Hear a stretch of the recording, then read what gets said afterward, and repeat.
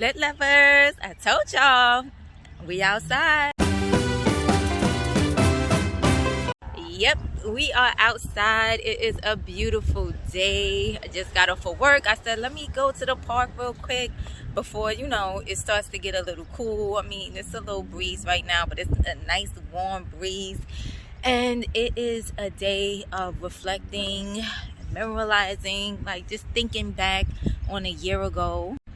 Like, it has literally been a year since we've been thriving through this pandemic, surviving through remote learning, blended learning, in and out of schools, back and forth, having supplies, not having supplies. I mean, this pandemic has taught us a lot. It has showed us a lot. It has hopefully allowed us to appreciate and be thankful for what we have and for what we don't have, because a lot of times we tend to want a lot of things instead of needing a lot of things.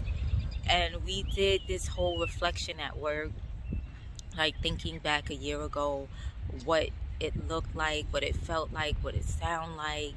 And just to share with you all, it was, at first for me, literally, it was like, yeah, okay, people are gonna get sick. It's a cold, it's a flu. Similar symptoms.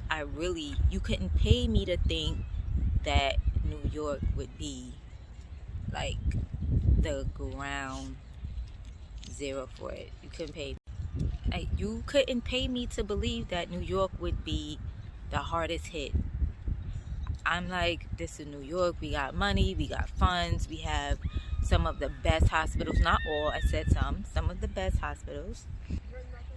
And at first it was just like, all right, everybody be prepared.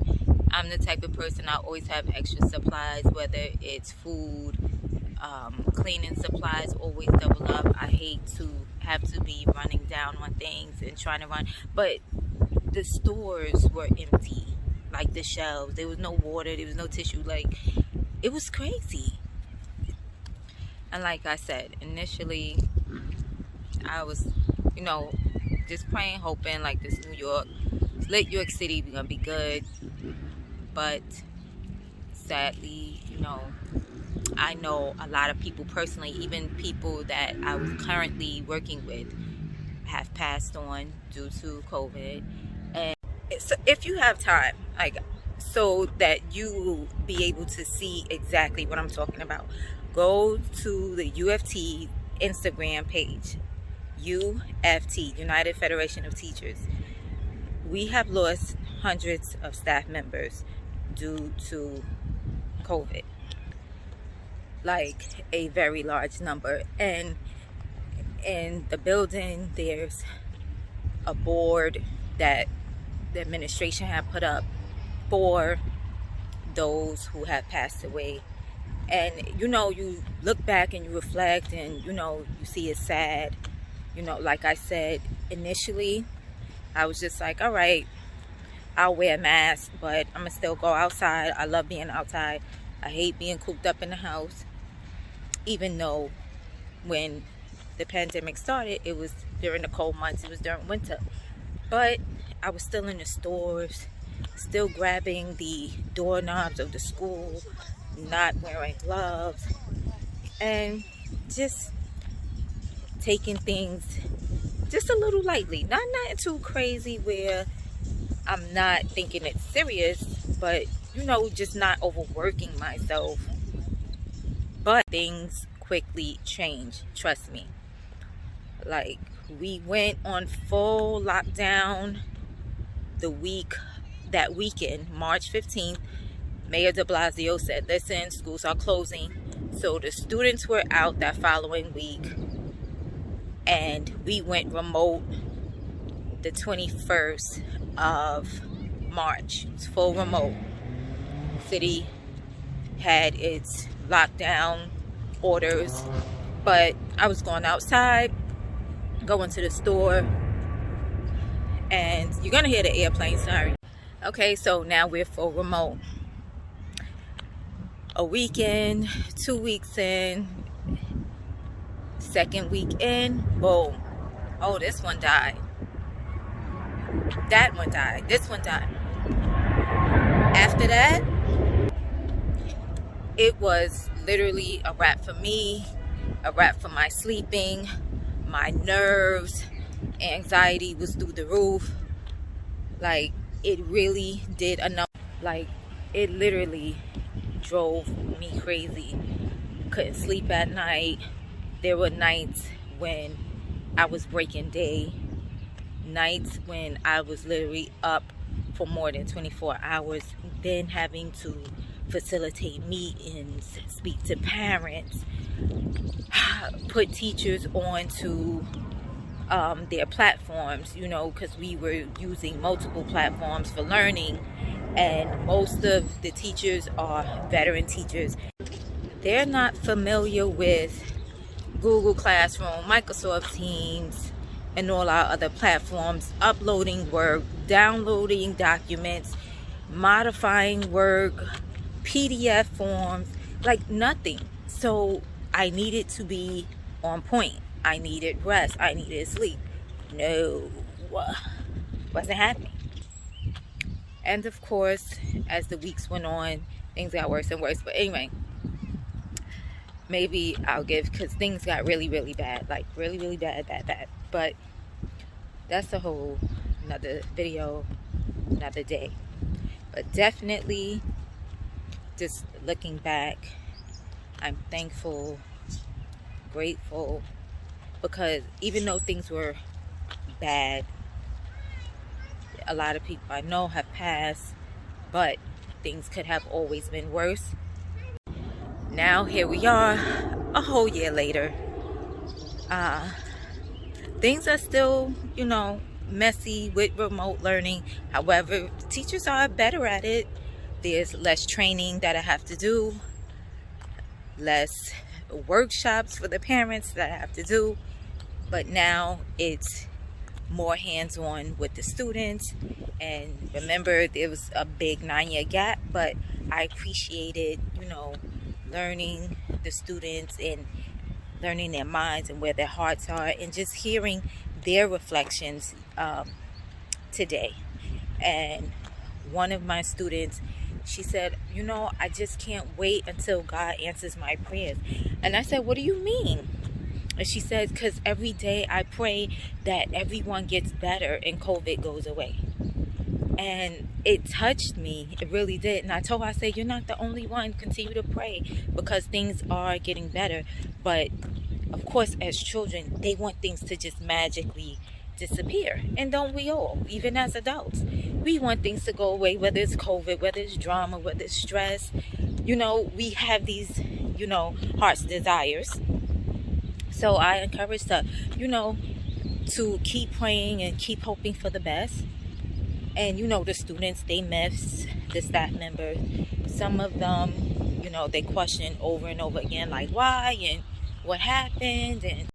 And there's also students who are still scared. You know, I have a student that doesn't like to really come to school, enjoys being with friends, but fears getting sick, has anxiety when they have to come inside the school and go places with the family, because of course they say, you know, social distance, you shouldn't be in crowds. And they hear, they watch the news, all of these things are in front of them, and they are children, so they have their own little fears and little doubts. But as the adult, of course, it's a lot of encouraging and, you know, okay, think about happy times when your anxiety is high and, you know, your heart is racing and you're becoming scared. So these things have been very challenging. What is the city doing about this? They're trying to figure out exactly what to do for social, emotional, mental health for the staff, the students, and the families who, you know, really need it. And we all need it, of course. These airplanes, yeah. So we all need it.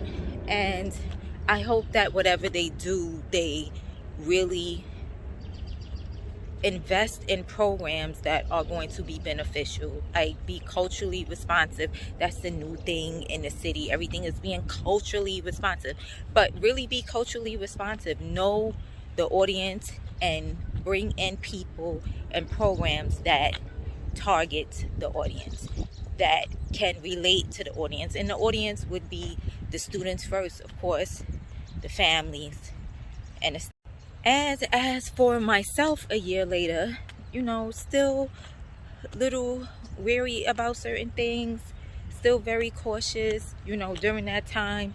Like I said, I'm not gonna go too deep into it, but listen, after that second week, before April hit, trust that, oh, I was scared. Didn't want to go outside. Don't ask me anything about going outside.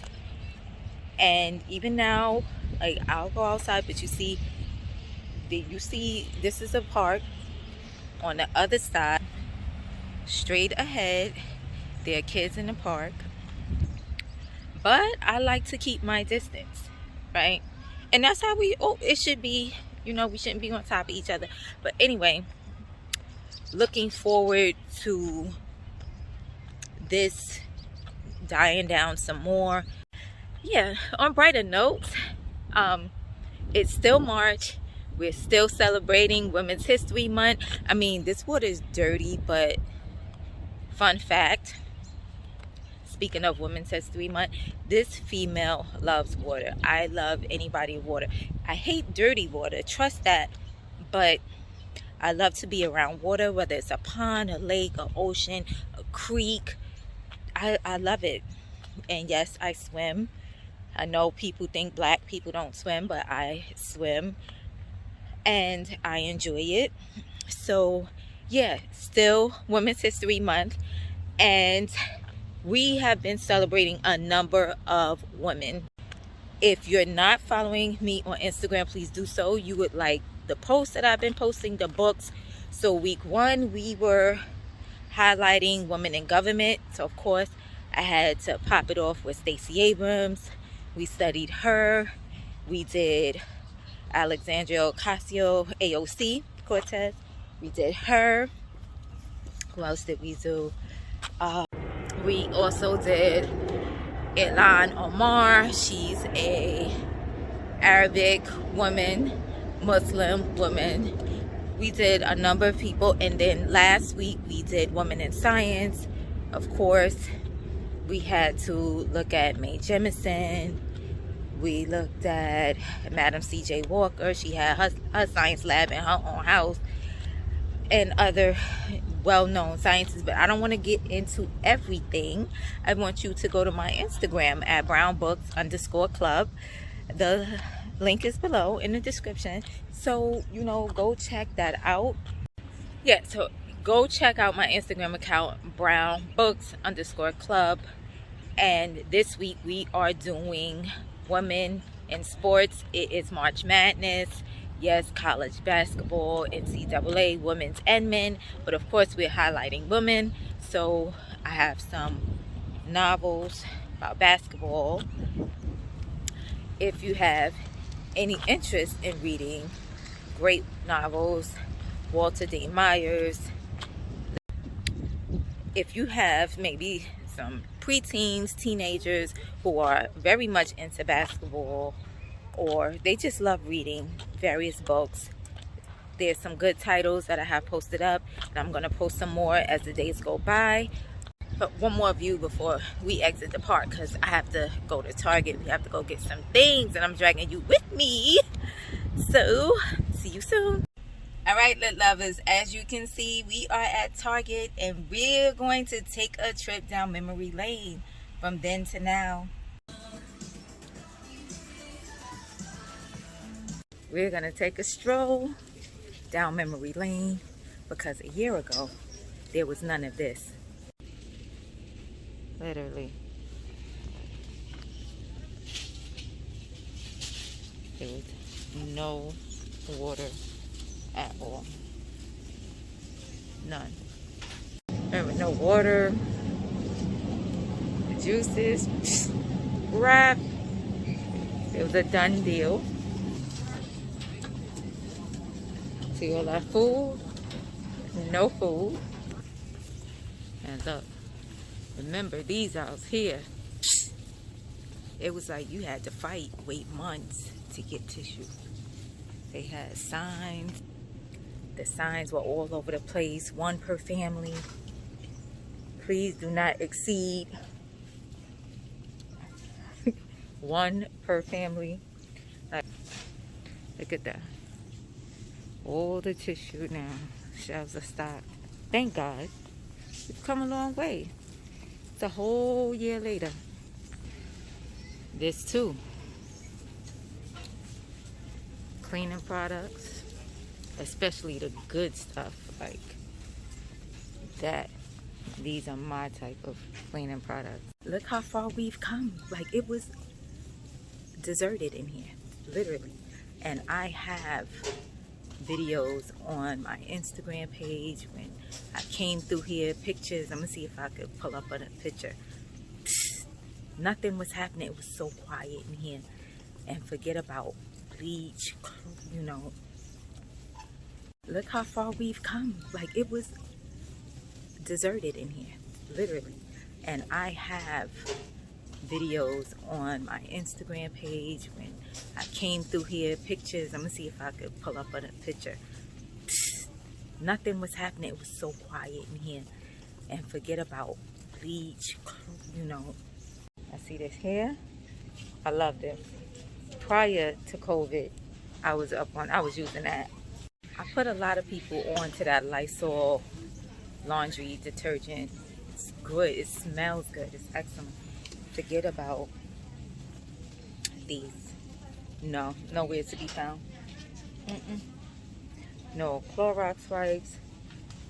No Lysol wipes. Like, you just couldn't find anything. But look, they got the Up and Up Target brand.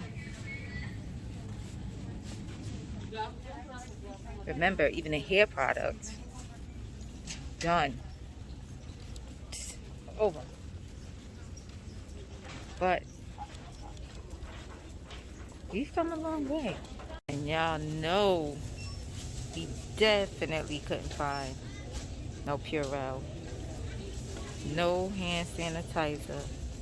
All right, I'm home. I have to get myself ready. I gotta cook. I gotta prepare for work tomorrow. I just bought like 4 items out of Target.